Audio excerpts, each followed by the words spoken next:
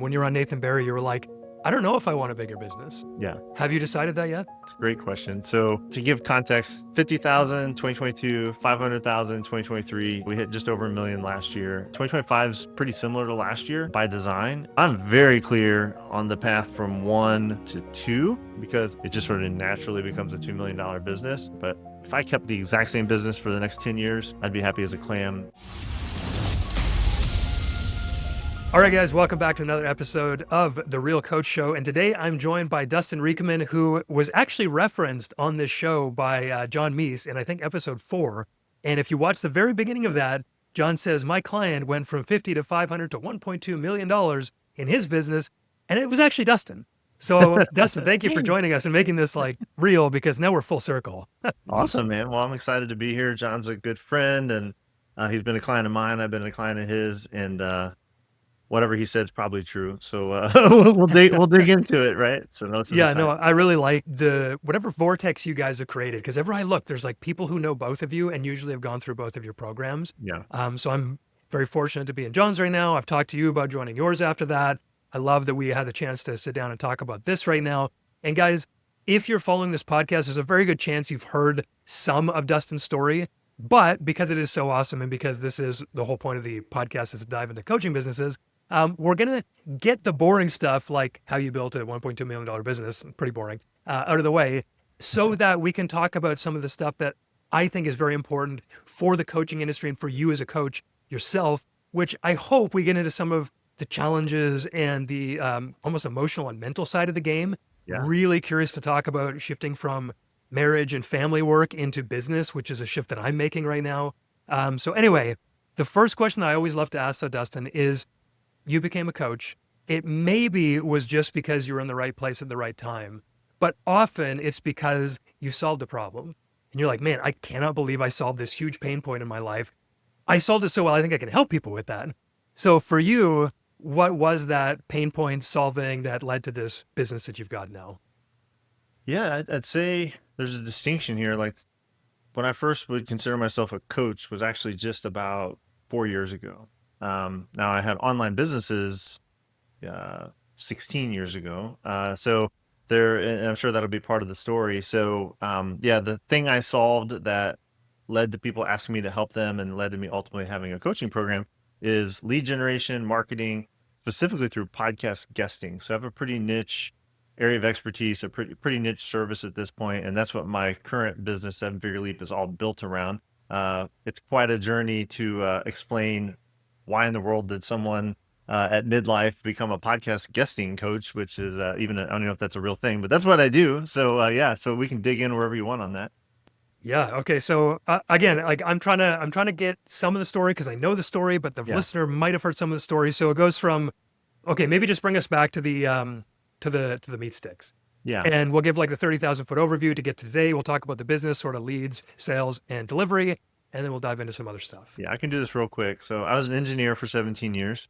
Half of my career, I also had an entrepreneurial itch and started an online business way back in 2009 that started at a marriage ministry. So my wife and I were doing marriage ministry. I was like, this needs to be online, not just in dusty church basements. I started writing. I ended up writing a book and never actually was a coach in that business. I did a lot of digital products. I brought in a lot of coaches as collaborators, and I basically had a whole membership program that was, as I learned from experts, you learn from experts. I was never trying to be the expert in that business.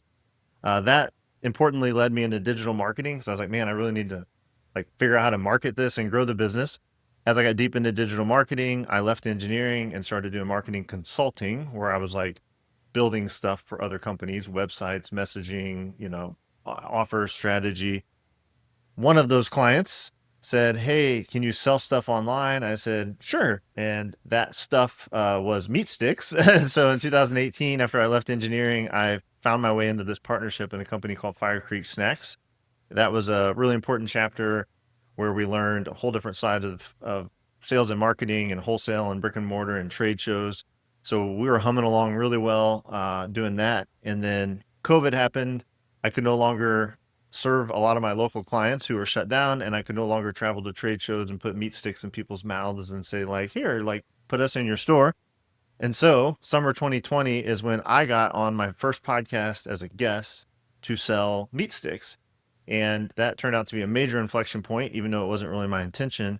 And it really helped that brand in a big way. It became its own story. And that in turn is where people started saying, hey, this is really interesting. I like your storytelling, your offer. How are you getting on this podcast? Like, how'd you get into Walmart and Snack Nation and all these cool things that came out of those opportunities? So 2021 is when I would say I started coaching people one-on-one on how to do the thing I do.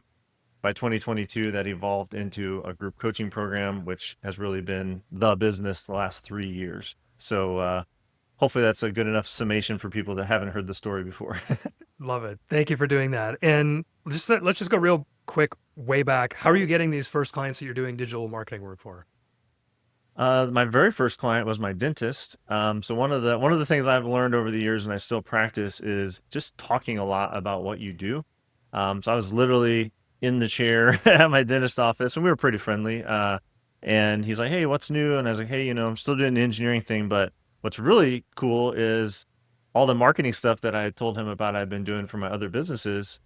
He's like, I was like, "I'm starting to do that for other people." And he's like, "Really? We should talk. I'm thinking about making a switch." And so they became my first substantial marketing client, where I took over all their stuff, built a new website, started meeting with them on a regular basis to figure out offers and lots of cool stuff for dentistry. And a buddy of mine who was a healthcare banker had a lot of contacts in that industry. And so once I said, "Hey, this is something I can help with," he really opened the door to a lot of other cool clients and partnerships. And that's also been a theme in my story, is collaborations and partnerships, centers of influence, serving one person and then kind of letting the dominoes fall from there. But that's really where the marketing work that fed my family for several years came from, was talking about marketing and then people saying, "I could use some help with that," and then just showing up and serving. Is there anything that you can give to us about this sort of piece of your life when it comes to talking and centers of influence and just pushing that domino, like you said? Because I'm thinking about that, and most of my, well, all of my online journey has been inbound. I did SEO for a long time, Hmm. did Instagram, and I never did any DMs. I was super uncomfortable with that. And so it was all inbound. And I liked that. And I reflected back for this business now, like all of my clients are from previous podcast guests and referrals from those people. And Yep. so again, it was like that roundabout way, referrals, a sphere of influence. But if this is something that you've noticed about yourself and how business kind of works for you, are there any other tips for people who are like, look, you could just do this one extra thing at the end of conversations or inside of conversations to be like, hey, by the way, not that I'm selling you, Yeah. but I could help you? Because that's always the piece that's probably missing in my communications. Yeah. Numerous components of this. I would say one is just as simple as I said it. It's proactively talking about what you do with enthusiasm, putting yourself in proximity to people who might, need that help. So going to a dental conference and standing there with my buddy, and as people are talking to him and they start talking about they're growing or hey, I need a loan because I'm expanding. I'm like, "Hey, if you ever need marketing help, I'd love to like come over and have a meeting with you and see if there's anything I can do." And leveraging that first client to the next client and the next client. So be able to tell that initial story. "Hey, I've been working with this dentist office. I'd be happy to come over and talk to you." I think that's part of it. Um, and the other thing I think is important is honestly being really humble. And I've been very intentional about always trying to stay in my own lane and look for collaboration rather than try to be a competitor. Like going back to the Engaged Marriage, which was the first brand, that started off similar to what you said. Like it was writing and blogging, and there was SEO and there's traffic, and we started having some traction. The huge inflection point in that business was when I finally realized I should be collaborating with all these marriage experts. Like I'm not even trying to coach. And if I was, I'd probably only coach a certain type of person with a certain type of issue. There's all these other experts that I'd never want to be. So why don't I invite them in and, curate their expertise? And so that is what that whole business was, which led me to meet some really amazing people that I still actually do work with. Yeah, but I'd say that's a lot of it, is having a niche, having a very defined lane that you stay in, which really opens you up then to a lot of partnerships, collaborations, conversations with people who don't see you as a competitor. They're just like, "Oh, that's a super interesting area of emphasis that you have, and either they want to know more or they can immediately start to see how you could serve their clients, and then that starts to create this sort of ripple effect, if that makes sense. Right. Okay. So I want to get to the business specifics in a sec, but I just remembered something we talked about on our last call, when we were talking about positioning, and you kind of said there was an intent that you could be using in your marketing, your Yeah. branding, and what was the other one? Sorry, intent and Identity. right. Okay. So there's intent and identity that you can combine, and the lever, if you will, kind of goes one way or the other. So like 90-10, 50-50, Yeah. whatever in your branding. Could you just give a real quick breakdown of that? Because that was really helpful to hear that from me as I think about what I do. Because you just mentioned having that super defined niche or niche, depending on where you're from. Exactly. Yeah. So could you talk about that, and then we'll move on to the business stuff? For sure. Yeah. So really what I'm describing here is how do you define your target market or your ideal client profile, right? So most conventional wisdom when you talk about niche or niche is identity, right? It could be demographics, psychographics, but it's like this idea of I work with 45-year-old lawyers in Illinois or whatever, right? Like that is a quote unquote niche. But what most people ignore, which I actually think is often more powerful, is intent. Like when I meet someone, what is the thing they're trying to achieve at the time that I meet them, right? Almost every best coaching client is going to be in some form of transition when you meet them. And so if you can identify which transitions you help with and what like the outcome they're looking for, and you can align yourself to that, it makes it way more powerful. And so I'll just use myself as an example with the current business. You know, identity in the world that I work in, we work in cohort-based group coaching programs, and we help people build this podcast guesting system, right? The only common factors in the identity are they're entrepreneurs. So I don't work with, corporate and stuff like that. I work with entrepreneurs. So I'm typically working directly with founders.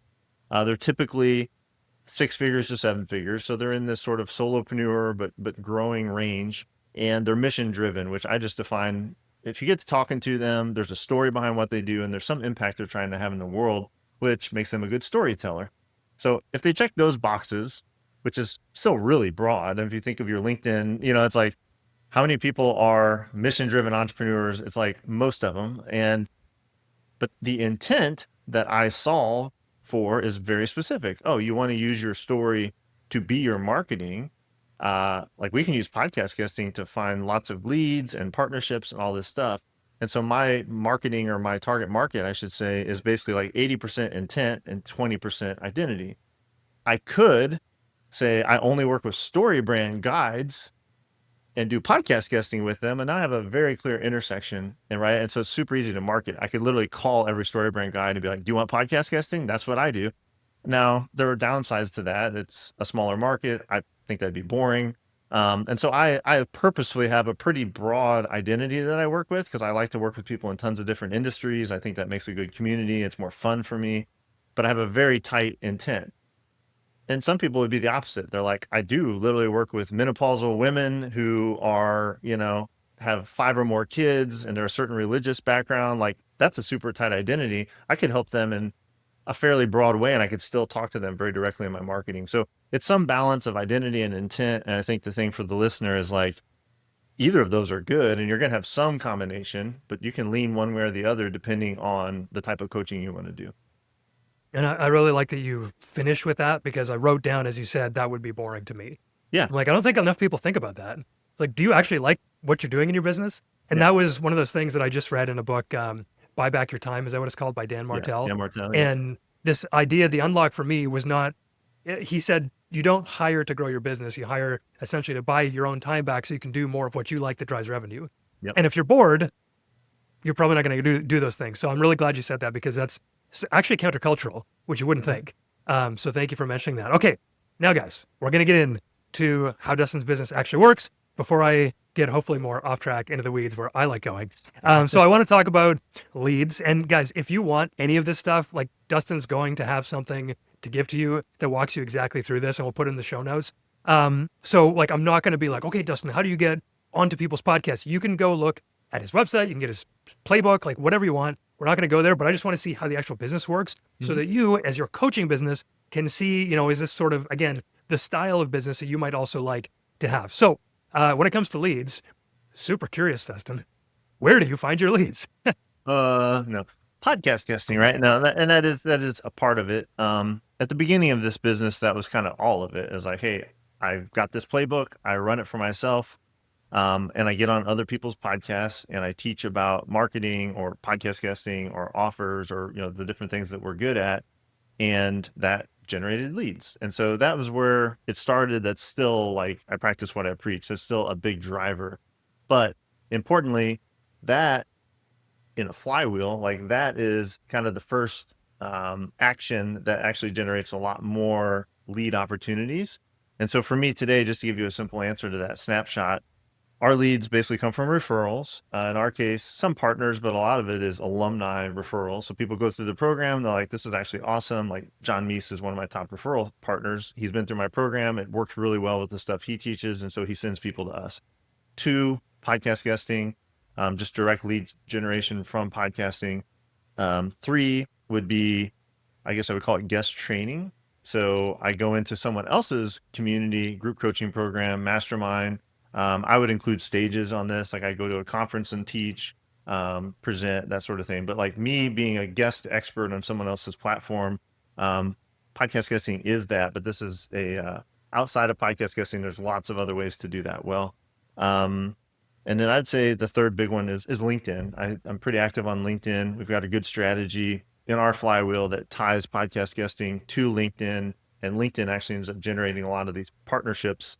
So like buckets 1, 2, and 3 purposefully kind of tie together and kind of get mixed up. But those are the 4 main lead sources: referrals, podcast guesting, guest training in other people's platforms, and LinkedIn as sort of a glue that ties some of this stuff together. Okay. So as you're starting out, podcast guesting, and so someone could just go apply that into their business right now as a good first way to do it. And then there's ways to grow. Cause I'm trying to be cognizant here as well of like the 0 to 1 and I'm going to say 0 to 1 is like 0 to 100,000, 120,000 a year. Yeah. And then there's, 100 to 500 ish. So I'm trying to be like cognizant of all people here. You could just plug in the podcast guesting strategy, which like, honestly, I can't believe that I hadn't heard that as a specific strategy before, because I'd done that accidentally, not well after seeing your stuff. But it was like a key part of what I did. And so that's awesome. And it's so good for so many of the coaches that I talk to, because usually the ones that I get along with are not the ones who are just like, man, the DMs, bro. Like, just get out there and tell people they're losers if they don't work with you. And I'm like, you can do that if you want, but it's not going to be very nice. Cold pitching. I have nothing against paid ads. I don't do paid ads. I don't have a real YouTube strategy. I'm not really on social media aside from LinkedIn. My style and the people that I like to work with, their style is they love to teach, they love to coach. And if you can give them a platform with people listening who care about what they want to teach and coach about, the marketing and the conversion mechanism is education. So it's like, hey, let me come teach on your podcast, in your community, on LinkedIn. And if you vibe with the thing I teach and you want to actually have someone who help you with it, then come over to our program and we can make this as easy as possible for you to actually get results. So yeah, that's my approach to marketing.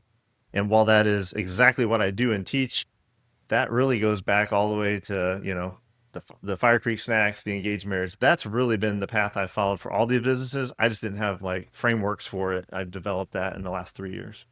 Yeah. And that's one of the things I like hearing from you about is like all these frameworks. I would say you're so good at simplifying all these things that seem disparate. And it's like, oh, the reason that works is actually there's this framework here. So I've really appreciated that talking to you. And that does remind me actually about that kind of the old blogging days, like the smart passive incomes and the fizzles and like whatever other the blogs were. I used to love that. And it was all just like, I'm sharing this thing. Do you like me? Like, do you want to maybe do it with me? Like, I totally don't care, and I feel kind of weird if you did, but it's a business. So like, there was just that agreeableness of the market that I feel is totally lost. And for me, I know that some of that is, man, I'm trying to defend myself against the fact that like, I am probably way too agreeable and I don't go out there and like, do the thing that maybe needs to be done to close a deal. But I just like the idea of being that the candle in the darkness, if you will. Like, hey, do you like this light? Would you like some of this? Come stand by me. That's awesome. Yeah. Rather than being like, hey, come and look at my left and burning people with my candle, right? Like, I don't know, maybe I need to go somewhere closer to the middle, but it's always been much more comfortable for me. And it sounds like maybe that was some of where you started too, if you started in 2009.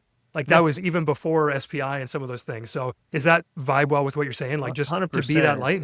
And to have a real practical example, especially for old people like me who remember that time, I started off just like writing and it was like, oh, I'm going to write and then maybe some people will find it and there's some SEO and all that. I really quickly, I think the reason we grew pretty quickly with that business, despite not actually doing coaching, which is where all the money was to be made. The reason we grew a sizable audience, about 25,000 person email list in the first couple of years, even though it was a very part-time focus, was collaboration. So I guest blogged on, I can't remember all of them now, but a lot of those like larger blogs, I was very intentional and thoughtful. Like I guest blogged on Smart Passive Income as an example for my marriage business. But the reason that worked is I framed it and pitched it towards that audience. And I drew some of the people over who cared about relationships, family leadership, those sort of themes, who happened to also be building an entrepreneurial enterprise and liked Pat. Um, Shortly thereafter, I think it was like 2010, early 2011, I was like, I had this idea. Everyone's doing ebooks at the time, right? And I'm like, I could make an ebook, but why don't I make a collaborative ebook? And so I came up with this concept for a book and I said, hey, all these different people that are marriage experts, why don't you write a chapter in my book? Not my book. Why don't you write a chapter in this book? It'll be a co-created thing. And then we'll all be able to use it for lead generation and cross promotion and stuff. Pat Flynn was actually wrote in that book. Dan Miller, who was a huge mentor to me in the early days from 48 Days, wrote in that book. Tony DeLorenzo, who's now part of the Seven Figure Leap community, is one of my coaches on my team. He wrote in that book. And at the time, kind of all the major marriage influencers were in there because I started with one and I said, hey, I have this idea. Would you do it? And they said yes. I used that as the domino. Hey, so-and-so's doing it. Will you do it? Yeah. And then I just built out this cadre of about 20 people. And then we all agreed, let's promote it to our list. And it turned into like, I don't know, it's something crazy, like over 1 million downloads for this free resource called Love Every Day. It's still out there on the internet. But that's a good, like, non-platform specific example of just this mindset of how can I stay in my lane, find other people, collaborate, and cross-pollinate audiences is really what we were doing. So you wrote Tim Ferriss version books before he was even writing the, what is it, Tools for Titans? Like he got that Yeah. idea from this. Okay, well, Yeah. that's Not awesome. quite to his extent, Yeah. but yeah, in my own little way. Yeah. I love that idea. And that's what we did for like all the, in order to get backlinks and whatnot, you'd have, you put a hero thing, I help a reporter out, Yep. and you get a bunch of like experts to comment on it. And it's like, look at how amazing I am with my article. And it's like, I didn't do anything. I just asked Yeah. them. So guys, just, there's a way to use other people's expertise. Okay, so you get them in. Are they mostly signing up to your email list? Like you don't necessarily want to book a call right away. It's all through the email. Yeah. You're talking about now for podcast guesting or back Yes, then? yes. Sorry. As we move back into today, The you're seeing present them at time. these 3 or 4 buckets, and they Yeah. hear you. They want something. It's a free thing. They sign up for the email list, and then they go Exactly. to a sales call, presumably. Yeah. Basically what happens is I get on a podcast, I connect with through story and using the frameworks that we teach, right? So I come on, I teach and tell stories leading to a call to action at the end, which in my case is, yeah, just a free resource, the same one we'll give away to your audience today, which is just basically a playbook version of the thing I just taught. So it's like, hey, I just taught you this framework. In my case, I'll teach you how to do podcast guesting, exactly how we do it. And I've got stories and case studies to make it real for you. And at the end, I'm like, hey, if you want to get started with this, just come get this free thing. That gets them on the email list. And then from there, either right away or after some nurturing through email, yeah, our conversion mechanism is to book a call. And then that call is a strategy call where it's like, you want us to customize this for your business? Come on a call. And we do that. And so it's very, like you said, I'm a very non-aggressive salesperson. And so they get on a call and I say, tell me about your business. Tell me about your goals. Here's how I think you could use podcast guesting. Here's 5 podcasts I think would be perfect for you. I think this would be a great story. I think this would be a good call to action. I'm basically saying like, here's what you can do on your own. And then they're like, yes, I think this is awesome. I'm like, well, cool. Well, we have a 90-day program if you want like someone to actually create this for you or with you. And you want to be in a small group where you're going to not only build a podcast guesting system, but, collaborate, be in community. And we talk about the benefits of investing in this outcome with support. But they could also just leave and say, cool, I'm just going to do this on my own. Most people don't because they realize that they're burning money by not doing this faster. And so if we can give them the shortcut, like it's definitely worth paying money to have someone who's done this many times walk alongside them and continue to provide value. But yeah, storytelling, call to action, get on the email list, have a call, buy stuff. That's the basic model here. Love it. Okay, that's exactly what we're looking for. I'm curious what part the podcast plays in your guys's like flywheel. I almost said funnel. Flywheel. Like Sorry. my own podcast. Yeah. Like, are you doing the thing where you're talking to like sort of ideal guests, or are you doing the thing where you're bringing experts in that just generally sort of lift your tide? Where does that fit in? Yeah. So for context, I only did guesting for 3.5 years. And so our program doesn't require people to have a podcast. Like you can totally just guest and be fine.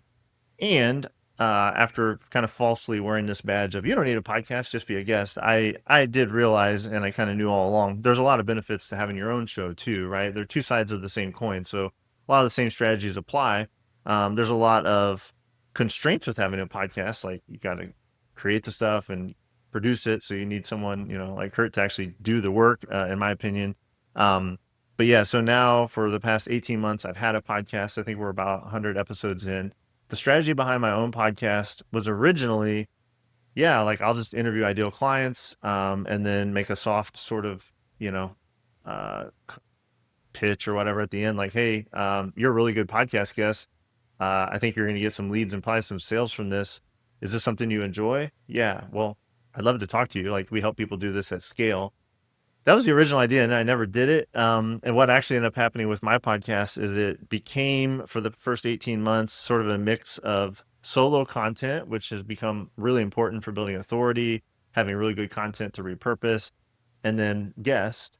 The guests that I tend to interview are client case studies. And so it's really a social proof. I'm unpacking someone's story who's worked with us and they're talking about their success. And so that's a really good marketing approach.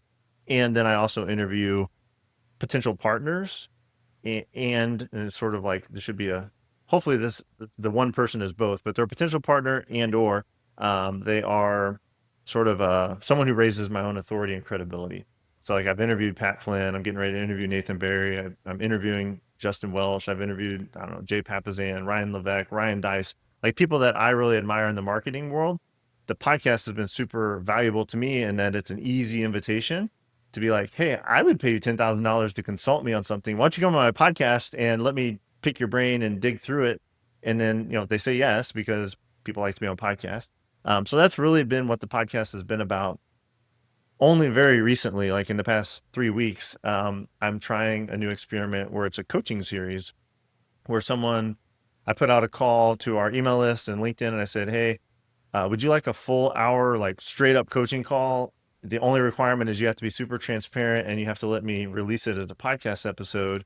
And I had people apply, and I thought, I'm going to do like 5 of these. Maybe I'll get 15, 20 people apply. I had like 80 people apply. And so I'm able to look and see what's their goals, what's their revenue, et cetera. And I'm able to hand select these folks, bring them on. These have been an hour to an hour and 40-minute, like deep dive coaching sessions. And then we're just starting to release them. But the strategy there is both, yes, they are like ideal clients. And so I follow up with them and say, do you want help with the thing the strategy that we created? And I think that's going to turn out really well. And it's really good content because now I've got like, let's say 5 different industries, 5 different sizes of business. And so when someone's like curious about what you do, or I'm not sure if this would work for me, I'm like, why don't you this weekend take this podcast, go listen to it? Because I think you're a lot like Kurt. And then they can hear my genius to not be humble, but they can hear me in action and they can totally see themselves in that seat. And then they're like, I need that help. I'm like, cool, you should be in our program. So it has become more strategic from a lead generation standpoint as of late. I don't have like results to report on that part yet, but I think it's going to be really good. That's awesome. Thank you for sharing that. Yeah. And I noticed afterwards, I'm like, oh, this probably is like, you haven't touched on this yet. Dustin, you should talk about how good a podcast is.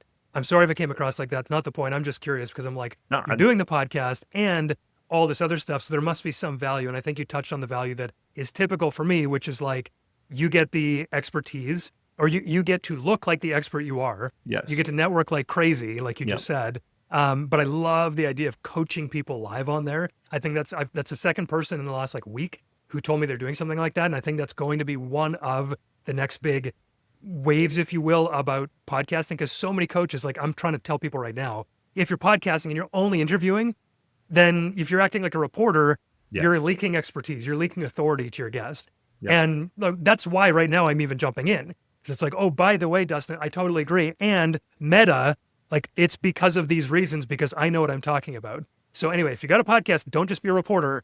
Make sure you're getting some expertise in Yep. there, and also maybe get a co-host. Anyway, we'll talk about that later. So Yep. I'm curious before we jump into, you talked about the leads, you talked about the sales, which again sounds super simple. You probably use some sort of serve call, Yep. a la John Meese. And before we get into delivery, which again I don't want to like go too deep on because don't really care that much, but I think it's important. I'm so curious about like why is your offer so good? Like we talked about the intent versus the the other one, identity. But every time I see your offer, I'm like, this is perfect. And maybe it's me.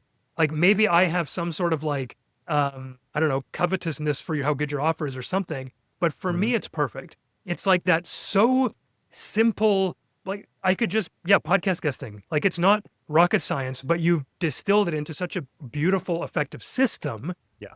And it sounds like everyone should want this because it's so clearly going to get results. Yep. So, like, just maybe work on this with me on like a meta sense. Have you heard this feedback as well? That like there's something about this particular offer that's just like insanely attractive. Has it evolved from anything? Like, I was gonna say, okay, let's just sit on this for a minute to then. talk about the evolution of the offer. Because if I was listening to this, I'd be like, "Oh, good for him. He's got the one good offer or whatever." Yeah, I think it is a really compelling offer. And so where this started was people reaching out, and I said, "I think I can help you.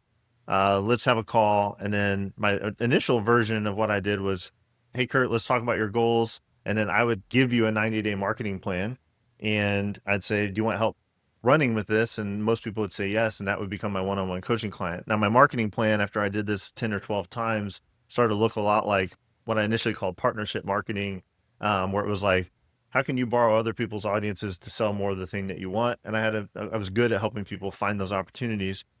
And then I was doing that one-on-one, and I was in this actually horrible mastermind, but it is where I met John Meese. But I had this experience where someone charged me a lot of money. It was pretty crappy. But on the backside of that, I'm like, man, if this dude can charge this much for this crappy experience, I know I can deliver way better. And I actually think this group thing could be something I really enjoy. I'd never done it. Right. And so that fall 2022, I launched the first version of my group coaching program. John Meese was in that first group, as was Tony DeLorenzo, who I mentioned from the marriage ebook earlier and who now is on my team. So I'm pretty good at relationship, cohesion, I guess. But that first version was called like partnership marketing blueprint or something, right? It was a little generic, and I hadn't yet honed in that podcast guesting was like the thing. And so 90 days, I've completely fell in love with the format. I realized I was really good at helping people collaborate with each other and get peer-to-peer value. I realized I was a good curator of experiences. I was a pretty good teacher. And then like version 2, the next cohort, I was like, you know what? The thing everyone's really liked from this, they keep talking about the podcast guesting. So like, I'm just going to call it something about podcasting. And I forget the second name, but it was getting closer. And then it evolved, right? And so in the first 2 or 3 cohort, it got closer and closer to being more specific for the outcome. And then probably been working with John at some point, I got much better at having a promise for a price. That's one of the things he likes to talk about. Like your offer is a specific promise for a specific price. And that allowed me to increase the price a little bit, get more specific. And then somewhere in that cohort 3 or 4 is where I added this ROI guarantee, which I think is kind of the real icing on the cake now. And now we're 18 cohorts in. So we've been doing this a while, 3 years. Every cohort's been sold out. They're usually sold out 30, 60 days in advance. And so in a nutshell, the current offer, to kind of talk through where it's gotten to, is the Podcast Profits Accelerator, 90 days. We're going to build a 6-figure marketing channel fueled by podcast guesting, and it's all based on your story and your expertise. And there's, pieces under that, like helping you with your messaging, helping you with your clarity on your ideal client, how to talk to them, which stories to tell, helping you with that call to action. And we actually get into the back end and show after every podcast guesting appearance, how do you actually leverage that in multiple ways to get direct sales, book people on serve calls, find more partnerships, get on, and create a flywheel. So the deliverable now is like a marketing flywheel that's fueled by podcast guesting. And we guarantee people will earn their investment back in the first 90 days. It's a 10K program with payment plan options. So, looking at it today, it's a pretty darn juicy offer. But I would have never had the confidence to have an ROI guarantee in day one. And the thing that makes it so much easier to deliver that now is now we have a super robust community behind it, which is not something we've talked about yet, but we have over 220 alumni, right? And these alumni are actually probably the biggest business asset I own right now. Is like I have this curated group of amazing people who have all been through the program, who are all doing podcast guesting. Half of them have podcasts as hosts. And so I know, even if I don't even talk about it on a call, I'm like, I know as soon as Kurt signs up and like the first week he's going to get in this community, he's going to be like, holy crap, this is about way more than podcast guesting. And I already know you're going to get the value, right? Because it's not even about me at this point. It's about the community. So that's a very long answer, but that kind of takes you from the seeds of this idea into, pulling, clawing to get the first people into the first group, leveraging that to get more clarity for myself and more referrals, and then kind of like building momentum from there. And now I think we have a really good offer, but you can't get a good offer until you start with something crappy, and it gets better over time. So, Dude, thank you for that. I know that's the answer. Like I knew that was the answer, and it's really nice to hear that yeah, it didn't just like, oh, I was a meat stick guy, and then I was a marriage guy before that, and I just came out with this like podcast guesting that's perfect. So anyway, to hear that now it was though, even I should say too, now after working with 200 people in all these different industries, and like now, if I could talk to Dustin circa 2022, I think I could shortcut that process dramatically. Like now I know a lot more because I wasn't even a coach until that time, right? And so now I have the benefit of a lot of experience in specific examples. I've seen so many different models and critiqued and been with people as they've scaled. So yeah, I guess I didn't want to leave it as, I don't know what the heck I was doing. It just happened. Like that was kind of true in the early days, but now I'd say we're really good at helping people greatly shortcut that process. And part of what we help them with is their offer. So right. Okay. Yeah. And we talked briefly about that on the other call we had. And so that is one of those things that is clearly an expertise now, whether that's natural or probably because of having talked to 200 plus people, that seems like it's a strength, and it's clearly a strength of your offer. Cause every time I see it, I'm like, oh, so good. So thank you for doing that. And I'm also really fascinated that it was just like a marketing thing before, because I wouldn't have guessed that. I had no idea. yeah. So thanks for sharing that story. Okay. Do you want to talk more about the community? Like that was the thing you said you wanted to mention. Do you want to talk about that as quick, like a couple minutes of deliverables? So what would you have to say about that? Yeah. So the way things are today, the way things are structured, and it's been this way for 18 months or so. We originally had 90-day cohorts, and after on day 91, it was like, nice to meet you. Our Slack channel is closed. I'll see you later. And then about 3 or 4 cohorts in, people are like, I'd really like to like keep going. I like this.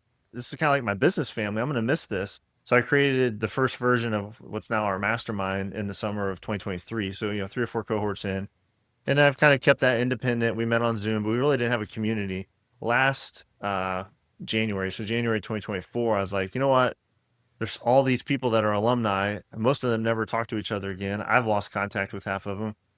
I need to invest. And so I created a circle community that, I invested pretty heavily with one of our alumni who was a community expert. We designed a really good community. So now what happens is when you buy the accelerator, you get the 90-day cohort experience, which is like the accelerator. That's it, right? That's what the ROI guarantee and all that's based on. And you're in the community for a full year. So whether you like it or not, you're in our community for a year. You don't have to show up, but you're like 3 months of intensity plus 9 months of community support effectively, right? And that community, it has, out of the 220 alumni, like 165 of them are active in our community. So really high retention in my opinion. And by virtue of the way that they come in, everyone comes in through this high ticket door. They've all sort of been indoctrinated in a healthy way to see the world through collaboration, gratitude, winning, abundance. They all do podcast guesting. A lot of them have podcasts. Like we've got this amazing community that supports each other. And so now we do things like monthly workshops and networking events. We just added an accountability sprint every month for our members. I now have office hours. And so, where we're at right now, like the focus literally as we talk is rolling out sort of V2 of this community so that you not only like stick around for a year, but you want to renew and actually pay to keep staying in this community for the long term. And so that's kind of where we're going now. And then throughout that same process, the community has always had a subset of people who pay extra to be in our mastermind. And so I meet with them weekly. We have in-person events. So Misa's in there, Tony DiLorenzo, the same two guys are in that. Like, so they've been in this journey with me. So now we have 20 people that are kind of the top performers in the community, and we set them up to not only get a lot of access to each other and to me and do all this cool stuff, but they're also mentors to the community at large. So we host a monthly workshop. It's hosted by John, Tony, whoever, who are all subject matter experts at the things I'm not. And so it kind of even goes back to that first engaged marriage model. So it's all about building a community. Now, I feel strongly in an age of AI, people crave community. We're going to do an in-person event for the whole community next spring. Like this is where my mind is at now, is like, the accelerator is amazing. We deliver our promise. I think it's a really good offer. And when you get in there, you realize you've kind of opened this door to this whole new world. And it's like, oh, this community is actually even better. And so I see the 5-year vision of this thing just being a larger and larger community, all fed in through the accelerator, and then have the mastermind continue to serve the community and make it even more valuable. So that was another long answer, but this is one of my areas I'm really passionate about. And I feel like you can't commoditize that, right? Like that has unique value, being a curator of community experience. So Man, I 100% agree. The thing that really kickstarted and catapulted my own personal development, if you will, is men's groups. yeah, And so, exactly. like, the Me too. first thing that I learned was, oh, community. Yeah. Oh, like, and originally for me, it was like, oh, I've got all these problems and I need to heal them. But someone was like, all of your wounds, so called, happen in community, in Yep. relationship. They all need to be healed there. And not only that, like, we're just made for community. I Absolutely. mean, We're tribal. Yeah. yeah, like there's some way we could go theological here, but it's like we're made for community. We're made to be loved in a community that is like, anyway. So that is so important, guys. I think if you're not utilizing that, it is one of the greatest things. That's what we did in dad work. When I moved from one-on-one to group coaching, like the big thing in the calls that I would want to say is like, look, it will be worth it just to be in the community, just to have the calls with the guys, just to Yep. be close to other people who are there with you in the battle. But nobody believes that until they're in there. And so I'm telling you guys, it is a huge thing. I feel like this is important for your audience. If I can, I'll spend one more minute on Please. this, and then we can use our last 10 minutes for something else. But since you kind of brought it up, like, I don't have a Christian community. Like, probably 80% of the people in there are Christian, because that's just kind of the value system I hold. I'm Christian. And there's a reason I've really stuck with this cohort model, where a lot of people are like, that's not scalable, it's a pain to run and all that. And it is difficult, but the magic in it is I have 12-person groups led by a charismatic leader for a reason, right? It's like, I used to call it the Jesus model. I'll call it the Peter model, because I don't want to be compared to Jesus. But the idea is you get these 12 people who have different perspectives on life, but they're all there on some kind of common mission. In this case, it happens to be marketing, but and growing their business. But I think the thing we create in that accelerator environment more than anything is a space to discern. Like, we ask hard, deep questions about your business, your goals, what you're trying to accomplish here. Discipleship. There's so much peer-to-peer support, 2x2, 3x3, sort of like groups that do accountability together. And then the whole thing that we're teaching is really a form of evangelization. It's like, you have this thing you want to make an impact with. The modern way to do that is podcasting. Like, go do podcast guesting. And that's the secret behind this, is like, I like 12-person groups, and I like to have my mastermind, because small groups are actually the most effective way to do all this stuff. And it, grew the largest following in the history of mankind too. So I think it has some legs. So I'm sticking with that model for my own group coaching. Oh, I love that. Yeah. And that was one of the questions that I was unable to answer for myself when people were talking to me maybe 3 years ago about cohorts. I was like, I don't want to run the same thing over and over and then have to like keep selling. And I'm like, I'm just going to have my group coaching program and they'll just sort of stay in there. But Yep. the way that you're doing it, the way that John's doing it, like this model of high ticket and then putting on, a community to that once it's mature Yep. is so good. Like, you don't lose those people. They get more You're of still, it. They stay still in part there. of the large, like, you have to go through the 90-day sort of intensive, and then you're part of the larger community. You already speak the Yep. language. You're already on the same mission. And so you're like part of the quote unquote church, and a business church, right? Where it's like, hey, Yeah. I like believe a lot of the same things, at least in a business entrepreneurial sense, as these people. I get along with them. I want to collaborate with them. I want to support them. Yeah. So that really big picture, that's kind of how I see my business model. So So what is your current workload like then? What are you doing in the business? I like to work a lot, but the real hats I wear right now are CEO. I try to be more and more in that seat of strategic thinker. I still voluntarily am quite involved in delivery, so I don't have to be on the accelerator calls. Like Tony leads those. I have someone else that is leading our other call each week.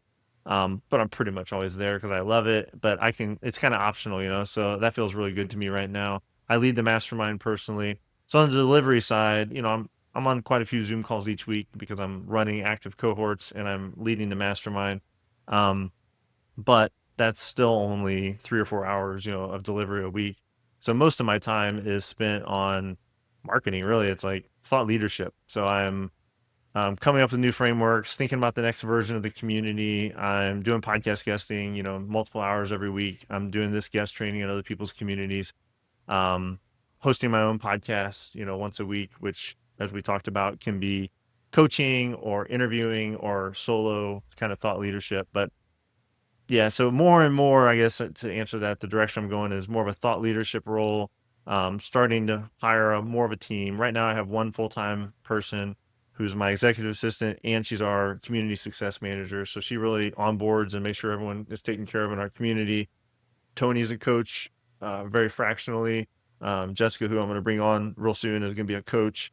Then I have some contract help to do stuff like emails and um, specific, funnels and email sequences, just kind of like optimizations over time for the stuff that we're creating. Okay, so I was gonna say, okay, so give me a YouTube thumbnail here. He Yeah, runs a 1 point something million dollar business with like one full-time employee. yeah, Oh man, that's crazy. That's yeah. incredible. Okay, excellent That's work. it. That's I just I wanted like to to. say I work a 4-day work week, but it's Friday as we record this. Fridays are typically more of a strategy day. I usually don't get on live calls on Fridays. That's more usually long walks, Voxers with peers, and just thinking more about the business. Monday through Thursday, a lot of Zoom time between leading calls, doing podcast interviews, or doing guest training. But yeah, it is. I definitely work.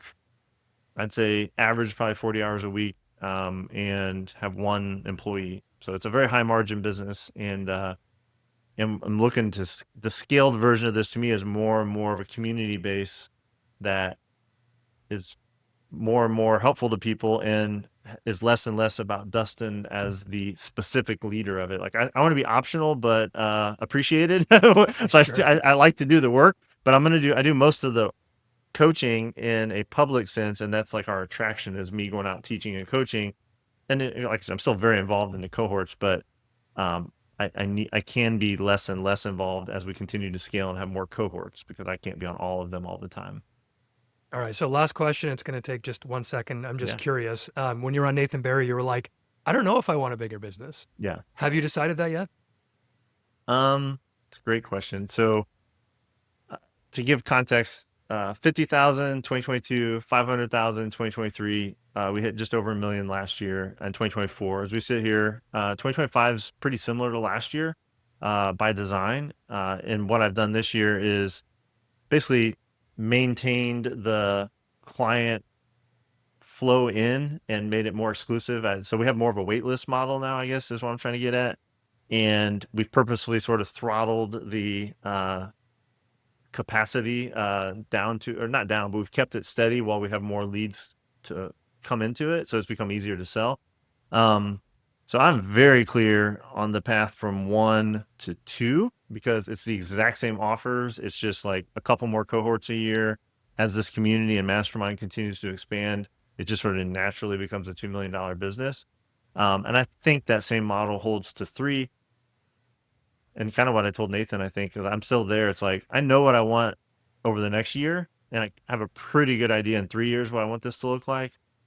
I don't think I want like a $10 million business. And that's where the Nathan Barry conversation went, was like, what's the $10 million version? I'm like, what's the $100 million version? Like, Right. probably don't want any of that. Like Right. I'm very much wired for quality over quantity.